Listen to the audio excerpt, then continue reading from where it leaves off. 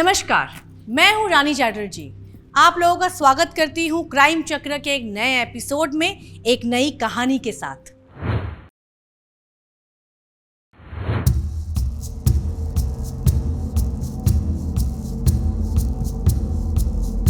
कहाँ हो तुम? ये तुम्हारे रोमांस करने के नए नए तरीके ना मुझे समझ ही नहीं आते। ऐसे लुका छुपी कौन खेलता है?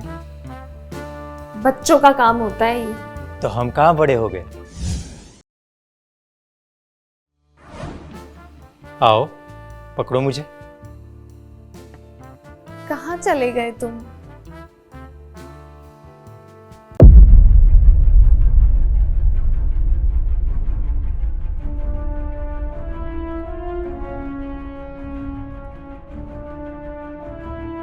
किशन,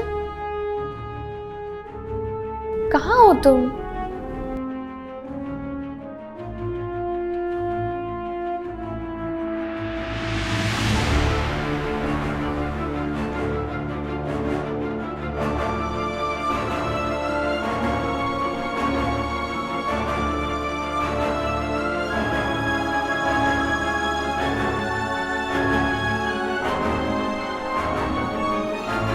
पकड़ लिया।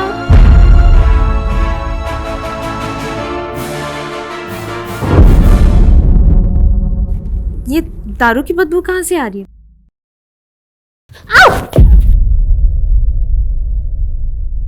लवली, क्या हुआ? वो वहां था कोई, उसने मुझे धक्का मारा। कौन था? वहां तो कोई भी नहीं है। वो वहां है।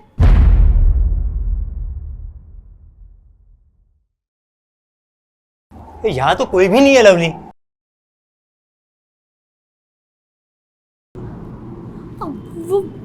वो था, उसने मुझे धक्का दिया।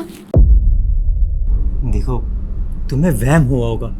यहाँ पे कोई भी नहीं है। लेकिन कोई था, उसने दारू भी पी रखी थी। इतनी जल्दी तुमने उसका मुंह ही सूंघ लिया? अरे मैं कह रहा हूँ ना, यहाँ पे कोई भी नहीं है। रिलैक्स। और किसी के इतने करीब भी मत जाओ कि तुम्हारे होठ ही बेवफा हो जाए।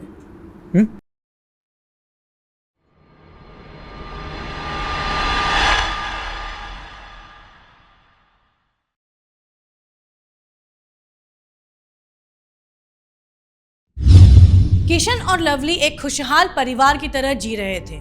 दोनों एक दूसरे से बहुत प्यार करते थे और एक हैप्पी कपल की तरह अपनी छोटी सी दुनिया में हंसी खुशी जी रहे थे।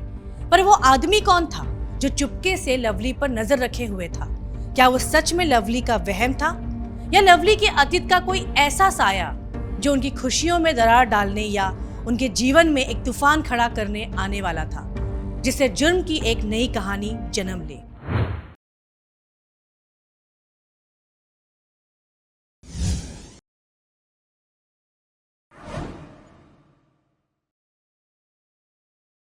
हेलो, कहाँ है तू?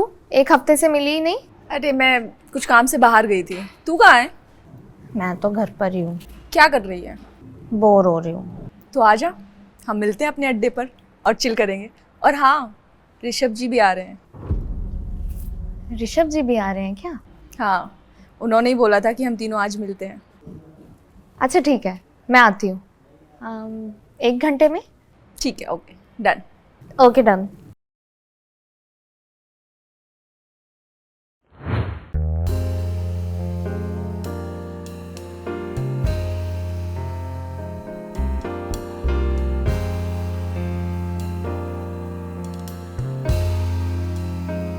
हाय हाय, कहाँ जा रही हो इतनी सज धज के आग बरसाने?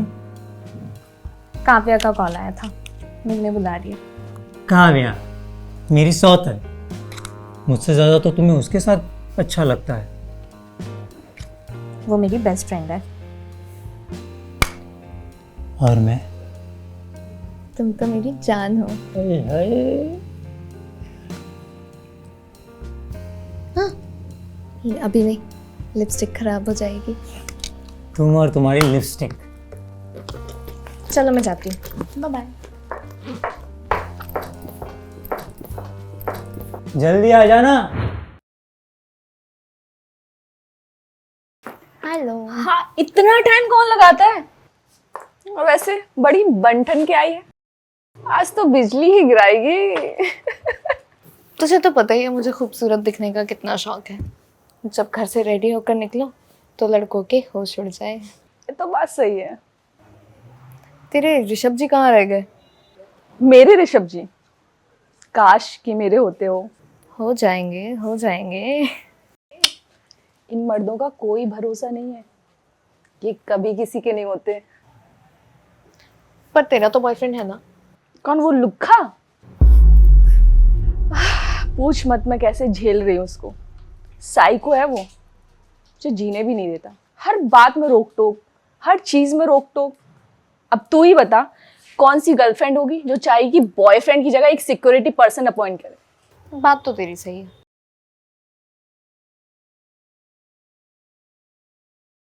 और गर्ल्स, किसकी चुगलियां चल रही है?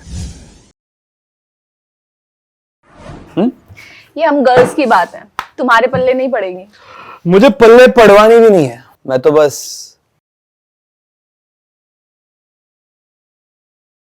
खूबसूरती का दीवाना हूं।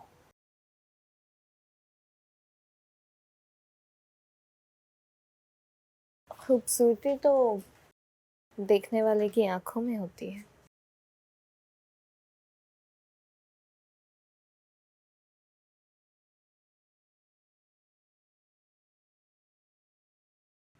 ओहो, तो इसी बात पे चीयर्स हो जाए। बिल्कुल। चीयर्स।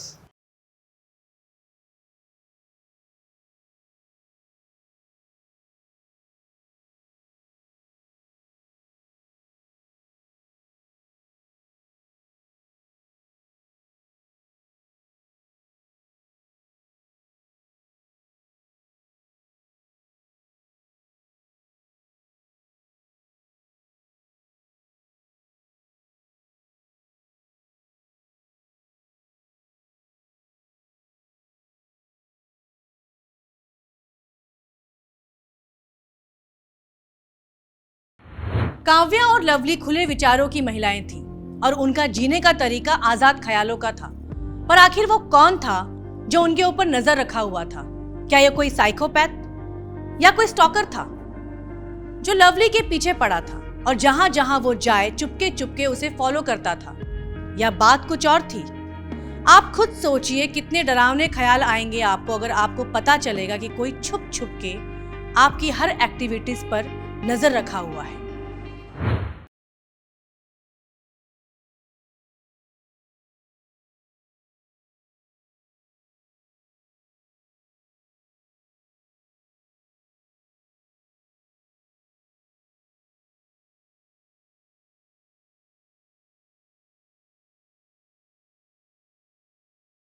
आ गई तू?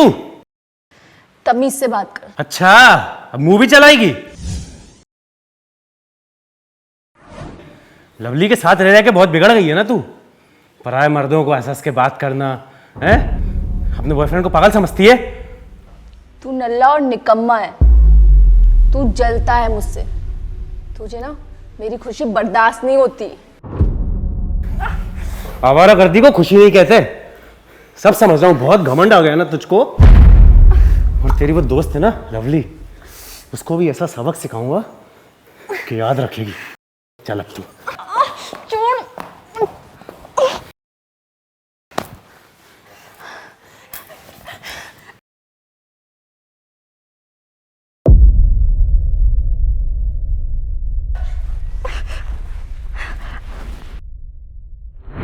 मैं ये मानती हूँ कि नशा करना बुरी बात है और नशे को हमें समाज का हिस्सा नहीं बनने देना चाहिए।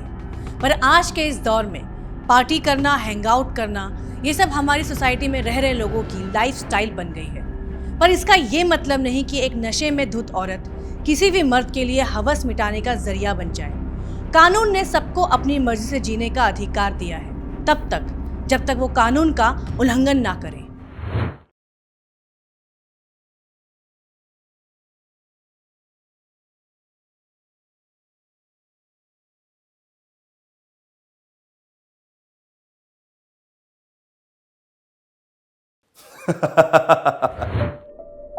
हेलो। अच्छे से पहुंच गए आप? फटाफट अपना काम खत्म करके जल्दी आइएगा, मेरा यहाँ अकेले मन नहीं लग रहा है। Okay bye.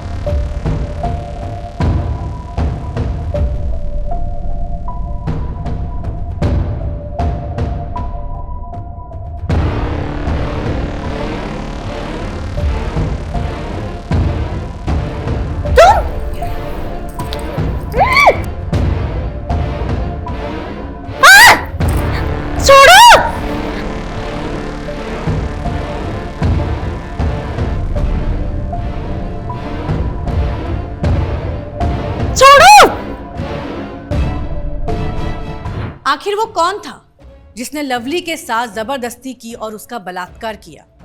किशन को घर में ना पाके उसकी गैर मौजूदगी में घर में जबरदस्ती घुस के लवली के साथ बलात्कार करना, आखिर ये किसकी करतूत हो सकती है?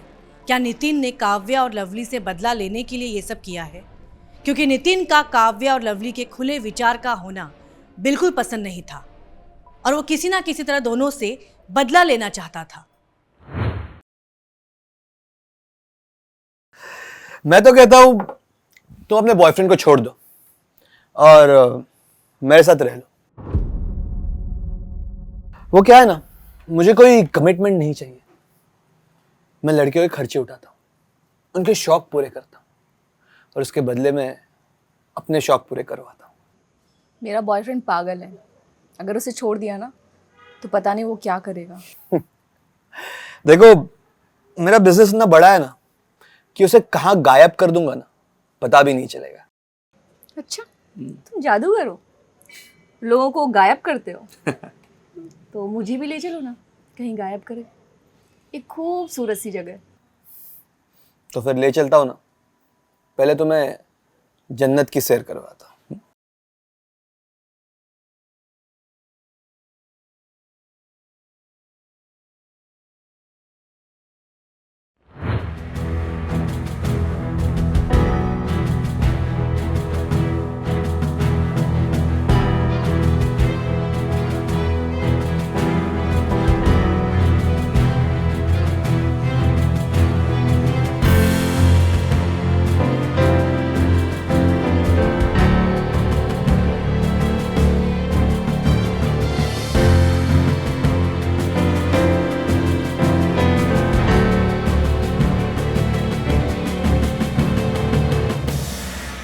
सर, काव्या और ऋषभ की डेड बॉडी यहाँ मिली थी।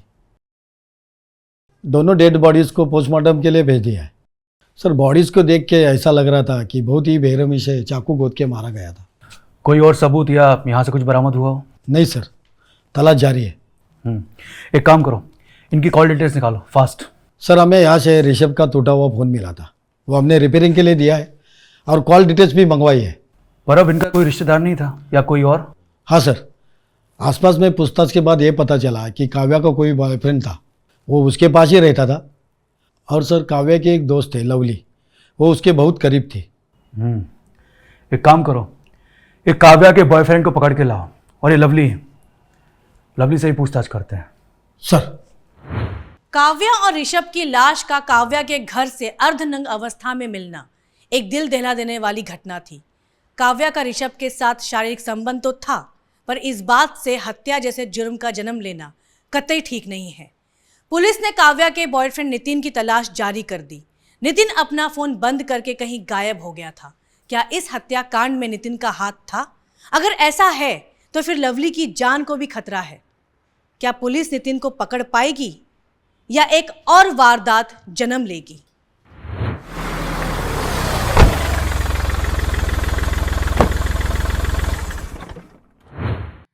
लवली जी, हमें आपसे काव्या जी के बारे में पूछताछ करनी है।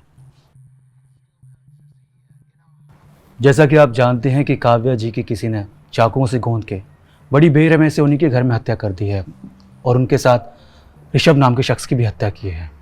यस सर, काव्या मेरी बहुत अच्छी दोस्त थी।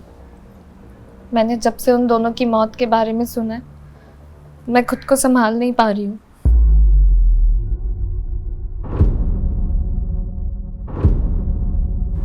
ऋषभ जी भी हमारे काफ़ी अच्छे दोस्त थे। सर लवली ने मुझे काव्या और ऋषभ जी की हत्या के बारे में बताया। जब से उसने ये न्यूज़ सुनी है तब से उसने खाना तक नहीं खाया सर, बस रोए जा रही है। सर,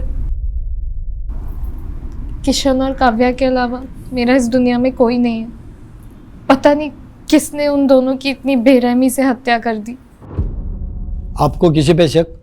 ये ऋषभ जी तो बड़े बिजनेसमैन थे, उनके किसी से रंजिश या काव्या जी के किसी के साथ दुश्मनी? ऋषभ जी की ऐसे किसी से कोई रंजिश तो नहीं थी, और अगर होगी भी तो मुझे इस बारे में कोई जानकारी नहीं है। हाँ, लेकिन काव्या का एक बॉयफ्रेंड था, वो थोड़ा साइकोपैथ टाइप का था। वो उस पर रोक टोक करना, हाथ उठाना, मारना पीटना, ये सब करता था। काव्या ने कई बार जिक्र किया है मुझसे इस बारे में। हो सकता है कि काव्या के बॉयफ्रेंड नितिन ने जब ऋषभ और काव्या को एक साथ फिजिकल एक्टिविटी में इन्वॉल्व देखा हो और गुस्से में आके कदम उठाया हो।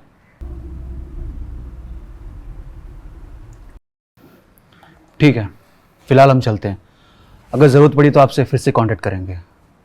जी सर।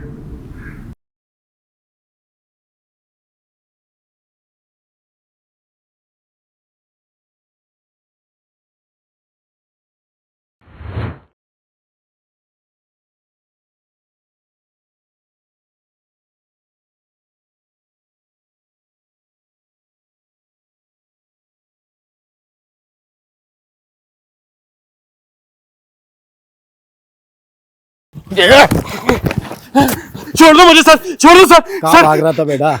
आखिर हाथ लग ही गया। बड़ी मुश्किल से तेरी फील्डिंग लगाई थी। सर सर छोड़ दो मुझको। तो आ गया मगरमच्छ जाल में। सर, हमारे खबरी के मदद से ये हमारे हाथ लगाए। सर मुझे यहाँ क्यों लाया गया है सर? मैंने क्या किया है सर? अब ये तो तू बताएगा कि तूने क्या किया और क्यों किया। तूने काव्या और ऋषभ को क्यों मारा? नहीं सर, मैंने किसी को नहीं मारा। मैं तो खुद काव्या से बहुत प्यार करता था सर, मैं उसे क्यों मारूंगा?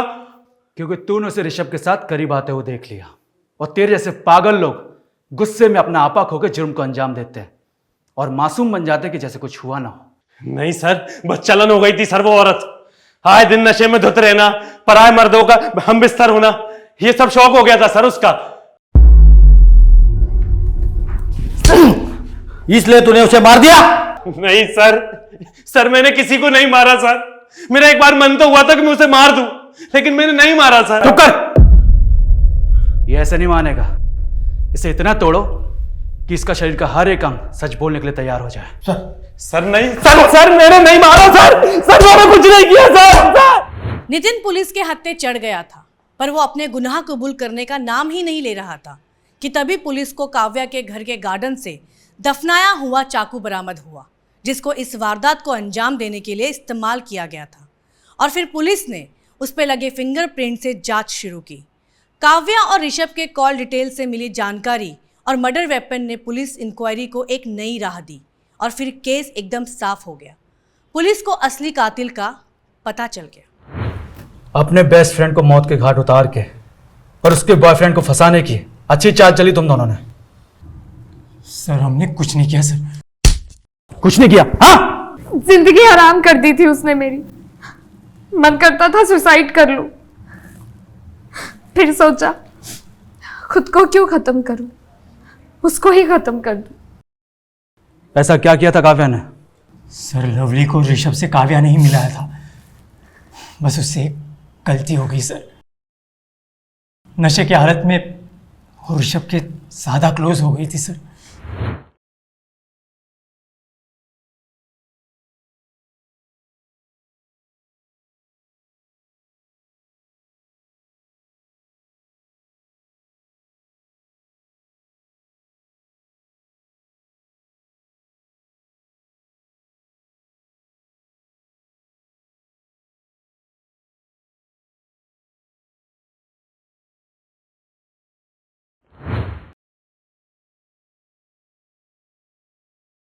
नशे में मुझसे एक गलती क्या हो गई, उस ऋषभ ने मेरा वीडियो बना लिया और मेरी गंदी गंदी तस्वीरें निकाल ली और फिर मुझे ब्लैकमेल करने लगा।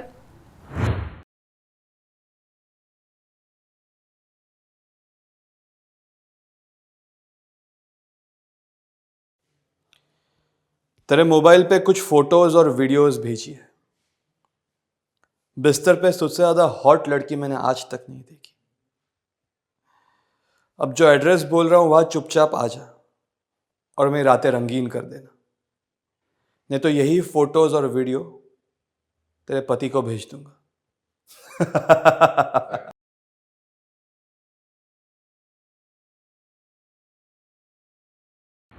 उसके बाद न जाने कितनी बार उस दरिंदे ने मेरे शरीर को नोचा और जब ये बात मैंने काव्या को बताई तो पता चला वो भी उस ऋषभ के साथ मिली हुई है और इस तरह से न जाने कितनी लड़कियों को उसने ऋषभ के बिस्तर तक पहुंचाया है। सर, ब्लैकमेलिंग से तंग आकर लवली ने मुझे ये सब बातें बताई। तब मैंने ऋषभ और काव्या को बहुत समझाने की कोशिश की, लेकिन वो लोग नहीं समझे, इसलिए मजबूरन आपको कानून हाथ में लेना पड़ा। देखिए, हम आपकी तकलीफ समझ सकते हैं, लेकिन कानून हाथ में लेना, कानून तोड़ना, ये अपराध की श्रेणी में आता है। आप उनकी पुलिस कंप्लेंट करवा सकती थी, पुलिस उनके खिलाफ कड़ी से कड़ी कार्रवाई करती। अब जेल में रहने के अलावा आपके पास और कोई रास्ता नहीं है।